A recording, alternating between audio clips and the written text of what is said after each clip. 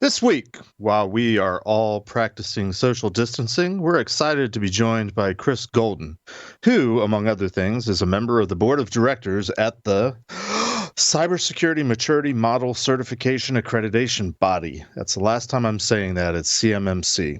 We're devoting the whole show today to discuss all things about CMMC. In our first segment, we'll learn a little bit about Chris, his background, and how he got involved with the CMMC. And Chris is going to introduce us to CMMC, tell us what it's all about, what it is, what it hopes to become, what it will be. And we're going to continue the discussion in our second segment. And Chris is going to talk about how to prepare for CMMC, what to expect, why it matters, why we should care, all this and more. So join us as we tear down silos and build bridges on Security and Compliance Weekly.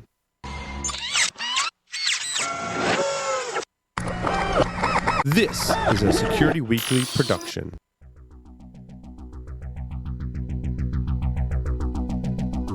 And now, it's the show that bridges the requirements of regulations, compliance, and privacy with those of security. Your trusted source for complying with various mandates, building effective programs, and current compliance news. It's time for Security and Compliance Weekly. RSA offers business-driven security solutions that provide organizations with a unified approach to managing digital risk that hinges on integrated visibility, automated insights, and coordinated actions. RSA solutions are designed to effectively detect and respond to advanced attacks, manage user access control, and reduce business risk, fraud, and cybercrime. RSA protects millions of users around the world and helps more than 90% of the Fortune 500 companies thrive and continuously adapt to transformational change. For more information, visit securityweekly.com/RSA Security. And welcome to episode number 23 of Security and Compliance Weekly, recorded on April 7th, 2020. I'm your host, Mr. Jeff Mann, coming to you isolatedly from Pasadena, Maryland, and I'm joined today by my co-hosts, Scott Lyons, Josh Marpet, and Matt Alderman, who are all isolating in their little parts of the world. Matt, did you make it back to Colorado? I did. Or are you still stuck I did. in Arizona? I made it back. I mean, I left before the lockdown. I came back after the lockdown in the state I left from lockdown right after us. So I had this really interesting window, but yeah, home safe and sound. Great. Hey, before we get going today, do have a few announcements. First, I think I speak for all of the Security Weekly team when I say I hope everybody that's out in our listening world is doing well, coping with the self-isolation, whether they're used to it or not, and more or less hanging in there. There's plenty of content on Security Weekly to fill your days when you're sitting around not doing anything. Also, as a personal note, just wanted to mention, if you want to get caught up on your reading, you should check out the latest edition of Tribe of Hackers. The latest edition is the Security Leaders edition. I happen to be in it, so you could read about that. Couple more announcements. Is your open source code secure? Learn how to verify your code during development, not after the build, in our next webcast with Synopsys. You can register for our upcoming webcasts or virtual trainings by visiting securityweekly.com/webcast. You can also access our on-demand library of previously recorded webcasts, trainings, by visiting securityweekly.com/on-demand. Each webcast, by the way, will earn you 1 CPE credit that we can submit on your behalf if you provide your ISC squared number. And also, we have officially migrated back to our original mailing list on the original platform. Our categories have been scrubbed and nailed down, and you're now able to customize what you want to receive from us based on your preferences by visiting securityweekly.com/subscribe. Click on the Join Our Listener Interest List button. Once you've joined, you'll also be able to go back and update your interests so that you can grow. We can grow with you as you progress through your journey in InfoSec. Okay. enough of all that. I'd like to introduce everyone to our guest today, Chris Golden. Chris is a retired U.S. Air Force colonel, former fighter pilot, I believe. He's also a recognized leader in protecting the most sensitive data in the most highly regulated spaces in our world, which is the Department of Defense, finance, banking and investment, and healthcare. He's also currently a member of the board of directors of that big, long CMMC name that I mentioned earlier, the Accreditation Body, where he's responsible for the strategic direction and guidance of the CMMC program. Welcome, Chris, to Security and Compliance Weekly. Hey, thanks for having me. I'm thrilled to be here. Appreciate it. We're glad to have you too. We like to start our interviews with everyone by just sort of level setting on a question that we've come up with since we're the Security and Compliance show. Just your initial thoughts. There's no right or wrong answers, but where do you kind of fall on this whole continuum, as we like to call it, between security and compliance? I certainly fall on the side that says being compliant does not necessarily mean being secure. If you're using a checklist to determine your security posture, you are probably missing the forest for the trees kind of thing. So I don't know which spectrum, side of the spectrum that is, but that's where I fall on it. I think a lot of us in this community are somewhere on the spectrum. Hey, I resemble that, Mark. I think we all do. I was about to say, hey, come on. So, Chris, you started off life in the sky. How did you tell us a little bit about yourself, your background, and how you got from the stratosphere down to the ground and are now doing what you're doing today with CMMC? Sure. Yeah, not a problem. Most pilots will tell you we're some of the best risk managers on the planet. It's something you have to do every second of every flight.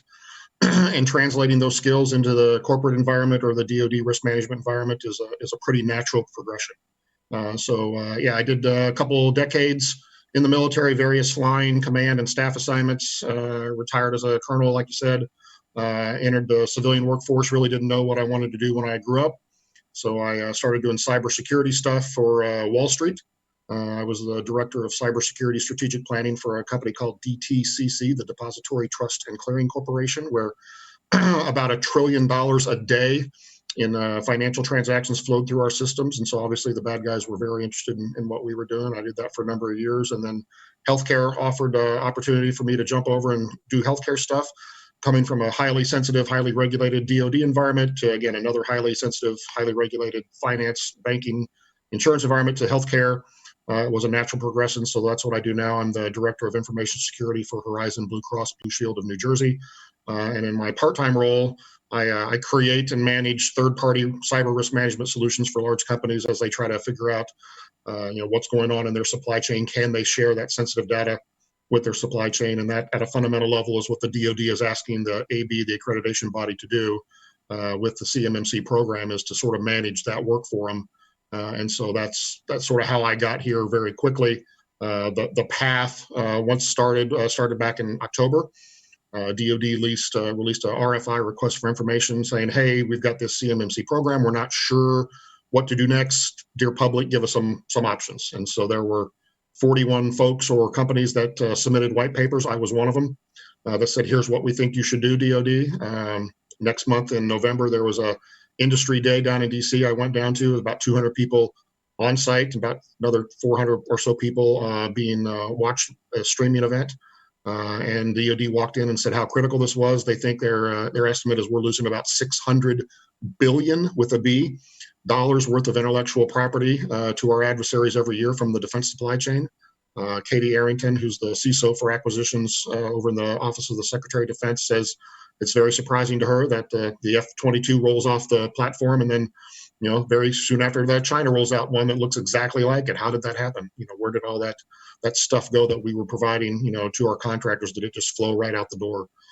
So we had that industry day. DoD walked in and asked industry to self-organize. They didn't want to be involved. They didn't want to have the onus on them of doing this. They wanted the industry to sort of self-organize and self-regulate itself for this kind of stuff. So a bunch of us raised our hands and said, we're interested in doing this. couple more meetings down the road, we finally formed into working groups. I ran a couple of those working groups. There were about 7 of them, so there were 6 or 7 leads running those. Sometime in January, we got together and decided somebody had to start making decisions. So we elected a chair of this initial little board we were forming. Ty Schreiber, you've probably seen the news articles about him. And then we incorporated in the state of Maryland as a nonprofit 501(c) organization with the board, with bylaws and all that kind of stuff. The IRS has got our paperwork for actual nonprofit status, so we're just sort of going through the mechanisms with that. We realized very quickly that we had a whole bunch of small business representatives on the board. And so we expanded the board from 7 to 15 and tried to bring in a lot bigger companies. So we've got representatives now from Microsoft and Raytheon, among others, to give us that bigger sort of prime perspective that we needed. We thought we were lacking. The board is now broke up into various working committees. I'm on a couple of them: infrastructure, finance, training, that stuff like that. The board committees are opening up working groups to the public. So people that want to volunteer to help us answer some of these really tough questions we're trying to struggle with, that's happening via our website. I'll plug it a couple times, but it's cmmcab.org is the website. And we got an MOU signed the other day with the Memorandum of Understanding with the Department of Defense, basically saying, hey, here's what we think the problem set is. Here's what we're going to do about it. DOD, here's your responsibilities. AB, here's your responsibilities. Signed by Ms. Ellen Lord and then by Ty Schreiber, our chair. So that gives us some kind of authority to now go forth and conquer. We've been waiting for that for quite some time to worry about things like funding and training and bringing people on to be C3POs, et cetera, all the nuts and bolts that have to happen. We've sort of been waiting for that MOU to get signed, but now that it's signed, we're off and running. And had our first national conversation with the public yesterday. Unfortunately, I think we broke the internet on that. Cisco servers were crashed as the 4,000th person tried to join the WebEx. I think it's a good thing.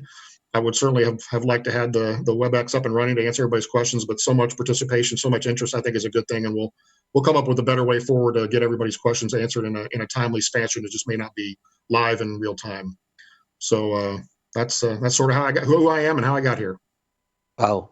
So Chris, I'm trying to break this thing down. I'm going to use an analogy. Tell me if I'm close, because I want people to understand what is CMMC. The way I heard you kind of describe it is FIPS 200 for procurement and third parties. Kind of think of third-party vendor management that go through a formalized process and need a set of requirements to certify against, kind of like FIPS 200. Am I close, or am I still way off? Yeah, you're close. I would think more about NIST 171. NIST 171 is the set of practices that the Department of Defense wants defense contractors to follow.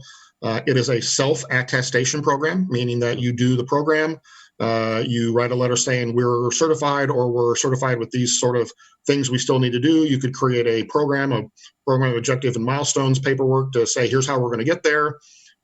But the DOD has realized that some people are not playing fair when it comes to that kind of stuff. They want to level set the security cost amongst the defense industrial base. So if you're a small business owner and you're actually doing all the controls in 171, there's a cost to that, right? And if your next door neighbor, defense contractor B, is not doing that, but at the same time attestation sayingly that they are doing that, they're saving money and maybe underbid you. And so by making everybody do it, they're going to sort of level the cost amongst all companies, but they want an external evaluation of your 171 compliance. They don't want self-attestation anymore. I think it's a little bit closer to 171. From the civilian side, think about PCI DSS. The credit card companies got together and said, hey, wait a minute. we need to do this before the government regulates us. That's sort of the same thing we're doing. We're doing this as a non-governmental body. Again, we don't work for the DOD. We're not part of the government.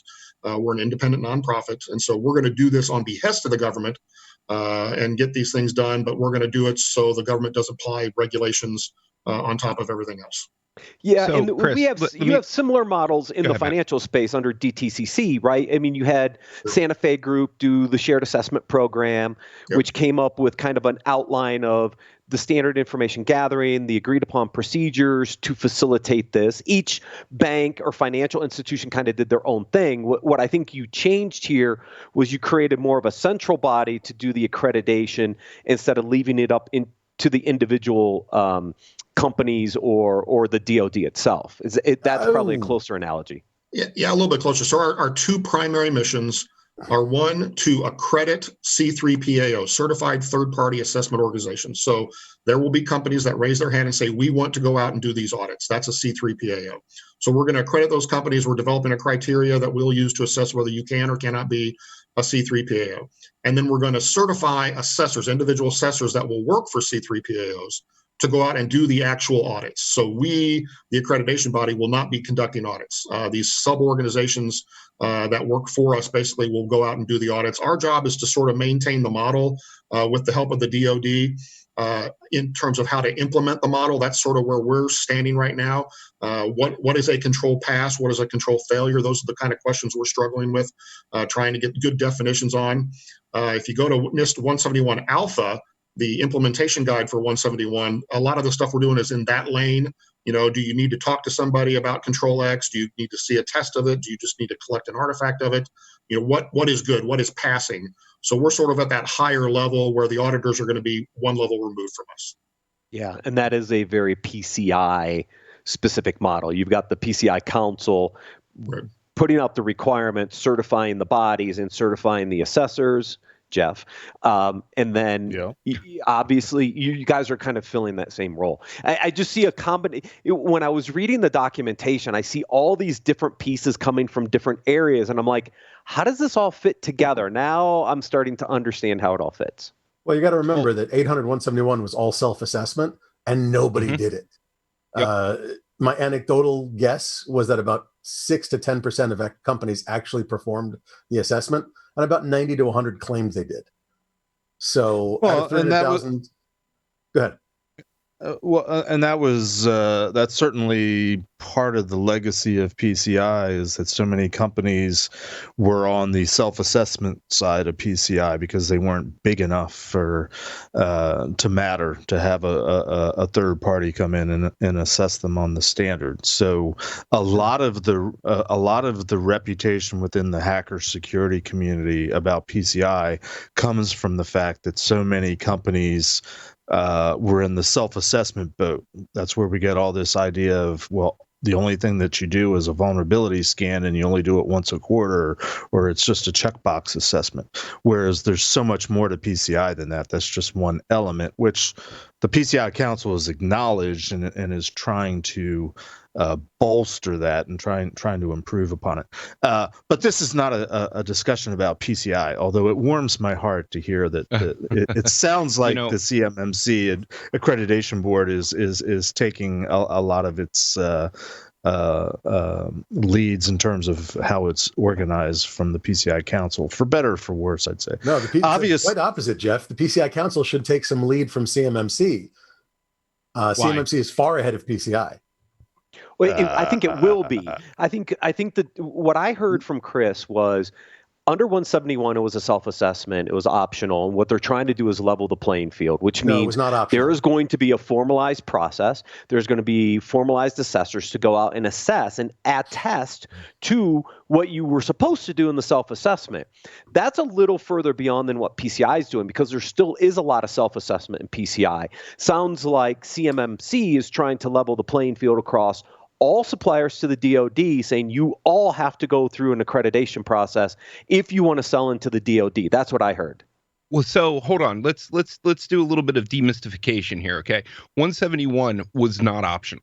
Period. End of story. The problem with 171 is that it didn't have teeth, and it didn't have a way for somebody to be able to validate that 171 was hit. Right? So CMMC is taking all of that plus a couple other things, a couple steps further, and saying, if you want to be CMMC certified, if you want to be able to deal with DoD contracts, right, to be able to take in and move money, right, you have to be CMMC 1 to 5 certified, right, and that's with a C3 PAO. Chris, am I getting this? I'm getting this right? Yeah. Basically, you're all sort of dancing around the same topic. You will have to have a CMMC score of whatever, and it'll be in the contract, whether you need level 1, 2, 3, 4, 5 by the time the contract is awarded. Right. Now, so how many companies? Josh brought up a great point about breadth and scope. Right. How many companies is CMMC going to be affecting? Right. Like how big is this? Our guess from the DoD is between 300 and 350,000. Okay, so all companies having contracts with the DoD, period, end of story, correct? Correct. So any primes, any named subs, anybody who has has a full or a chunk of a contract with the DoD will have to be CMMC certified at some level between 1 and 5. Correct. Now, the vast majority of the companies that are in the defense industrial base are small and micro, probably closer to the 300,000 number in terms of overall percentages, and most of them will be level 1. Level 1 is 17 controls. It's not rocket science. It's basic cyber hygiene. And so it should be relatively easy for them to get there. And frankly, the cost should not be onerous as well. There will be a few that need to be at the level 3. And so level 3 is sort of in the model where we get to the CUI, the CUI level. If you're being exchanged confidential but unclassified information with the DoD, you need to be level 3 to support that. Now, if you choose, as a prime, let's say, to downflow that CUI to a sub, then that sub will also need to protect that information at the level 3. But if you don't do it, they're probably okay at a level 1. Whoa. Time out. You had an acronym CUI, and you said it's confidential, unclassified information. It's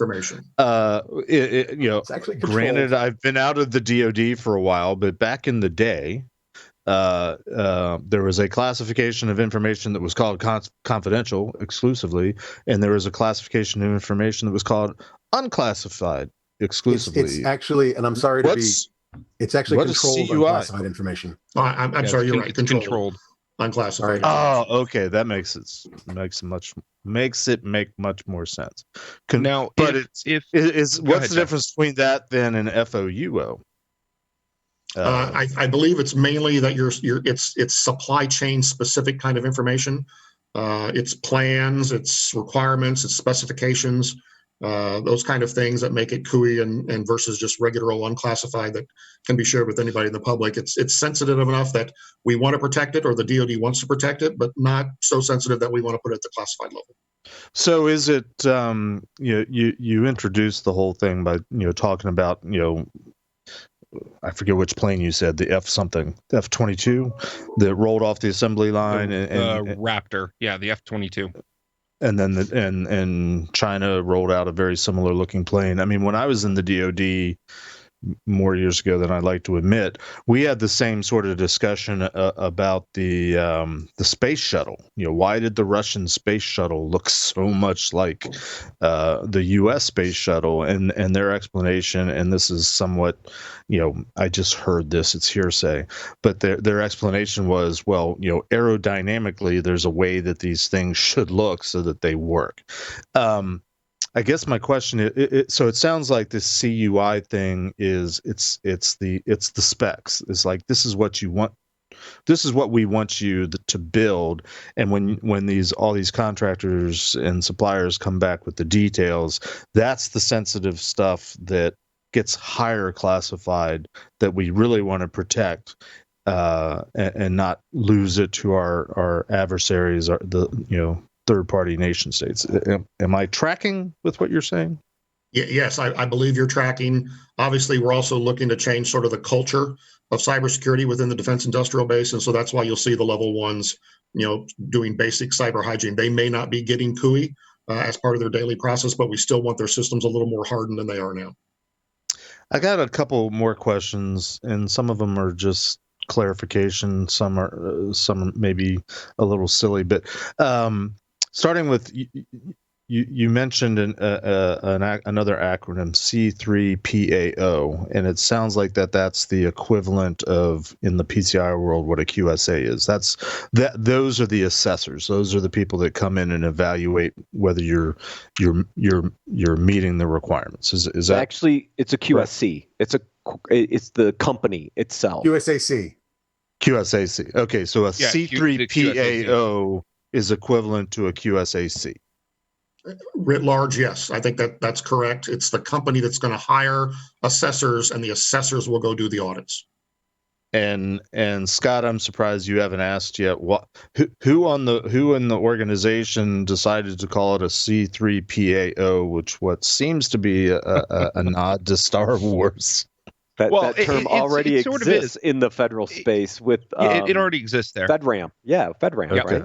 Well, that's okay. a 3PAO, not a C3PAO. Yeah, Oh. FedRAMP has three PAOs, right? So 3 PAOs are third-party assessment organizations versus the CMMC version, which is now C3PAO. And yes, you can you can make the mistake of trying to transcribe it into a droid. Okay, but Okay. you know the main push of it is to mirror what's going on in PCI, because the QSAs being able to come in and help a company understand what their what the rules of compliance or what the ROC is, right, is huge, right?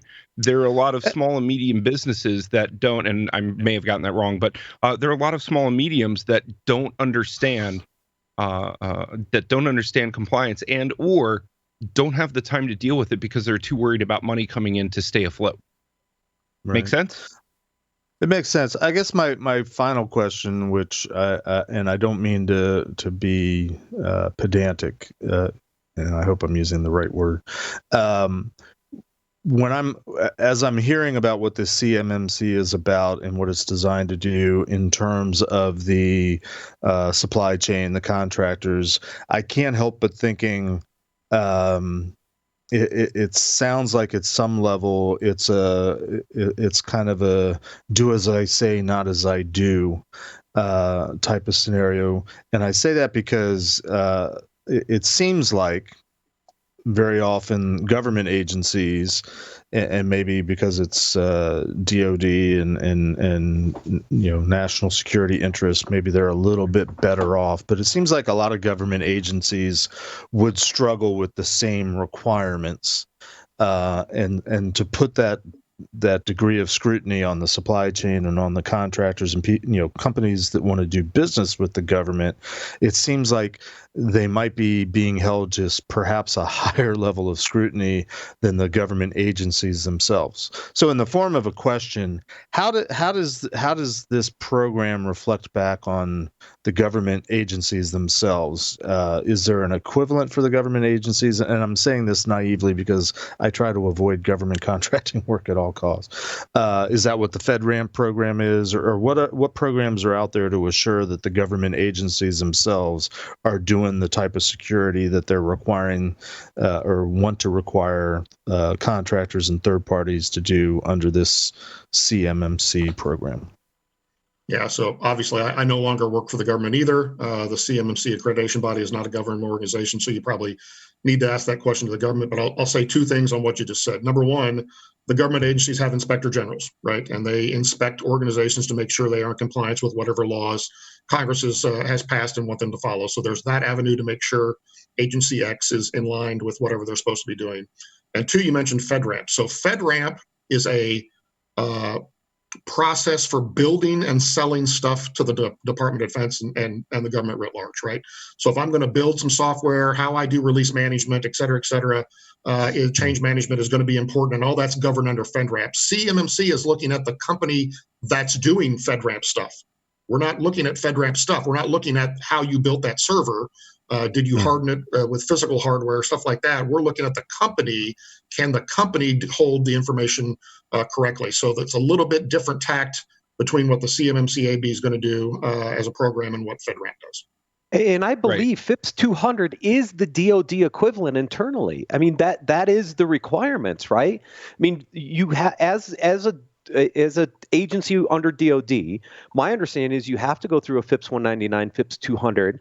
The control statements, which came out of 853, which are mandated in the 200, have to be applied. That's the internal government controls. That's why I asked if it was basically the FIPS 200 for third parties, because that's to answer your question, Jeff, that's my understanding of the equivalency back and forth. Okay. Scott, Josh, am I wrong? It's the 200's the internal requirements, right? Well, there are varying levels and degrees, Well, I mean, depending on what you're doing. Go ahead, Josh. Well, okay. So again, we've got different levels of information, and in this, Jeff, I want to be clear. You're absolutely correct. This is following PCI.